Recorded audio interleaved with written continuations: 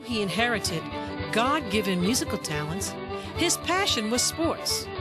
And at a very young age, David Parks became a star professional soccer player, well known throughout Ireland. In addition, he was standing on the brink of a promising pop music career.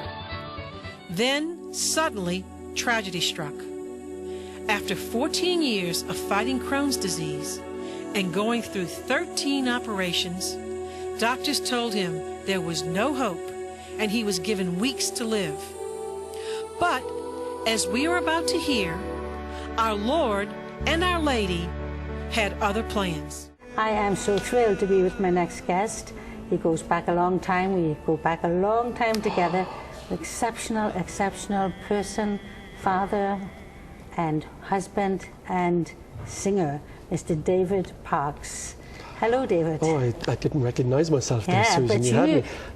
You were pleased to meet yourself. Oh, well, so they say, so they say. There was a great time when I was playing football that I loved to meet myself because I had this ego that I just had to fill. And I loved me and my and I.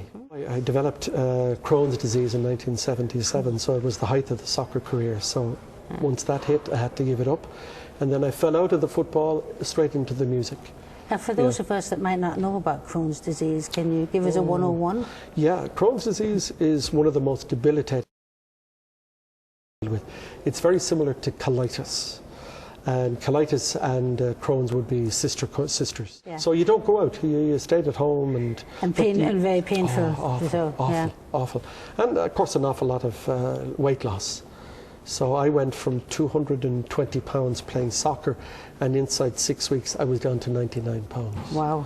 So it really, you know, because when you eat, you're vomiting and diarrhea, so you're losing all the So what about now, years later? Are you still having that problem? No. 1989 in Medjugorje, the good Lord decided that he wanted me to do some work for him. And it took him 14 years for him to get me to say yes. So I went to Medjugorje with 2 weeks to live, Susan, according to the doctors.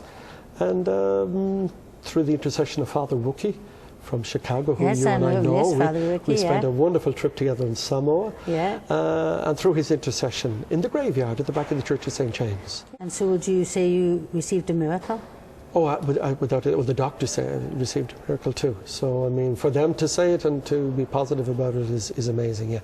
Oh, I mean, I had no hope. I mean, I was vomiting. The pain was excruciating. And the only reason I went down to the graveyard was because we made a deal, Anne and I made a deal, that when we went down to see Father Rookie, we were going to Dubrovnik. And that was, I didn't want to be in Medjugorje. I lost my faith during those 14 years of illness. And God wasn't my friend. When you lost your faith, were you asking God for healing and it never happened? No, I was angry with God. Because Ken, my eldest boy, was born with cystic fibrosis. Oh yes, how is your son? Ken is magnificent. Ken had a double lung transplant on the 26th of November 2001. Wonderful. And we just can't keep up with Kenny. Just on fire with the Lord. He's doing so many things. He's involved with a wonderful group called Pure in Heart. And they travel around all the schools in Ireland talking on chastity. So now you have seen basically a miracle and next to a miracle with your son. Yeah. And now how do you feel about your relationship with the Lord? Oh, my relationship with God is unbelievable. I just can't believe it. Like, you often wonder, you know, often people would say to you, oh, when you're open to the Lord does. But I wasn't open to him. But the Lord has a plan, and obviously when he thinks that you're an integral part of the plan, he'll just take you whenever he wants. He'll just say, listen, guy, you know, I've given you 14 years and you're making a dog's dinner of it, you know. It's easier to come and work for me, and it is. Much, much easier to be with him, and I've never had so much fun. Well, you know, Medjugorje today, it's, we're believing that hopefully within our lifetime we're going to see it as a 5th apparition site, because we know that the apparition sites as approved today would be Knock and Lourdes and Fatima and Britannia. That's right, that's right. And so we're all praying as Medjugorjean people that that will be officially the 5th recognised, site. Yeah. Well, there's great excitement at the moment because the Commission is meeting, and they've had 2 meetings over the last couple of months. So there's a lot of positive stuff coming out of Medjugorje as against the negative stuff that people always like to portray. Oh, yeah. So if someone's going to Medjugorje and hoping for healing, would they would have a documented illness and say, for example, they receive a miracle, they receive a healing. Yeah.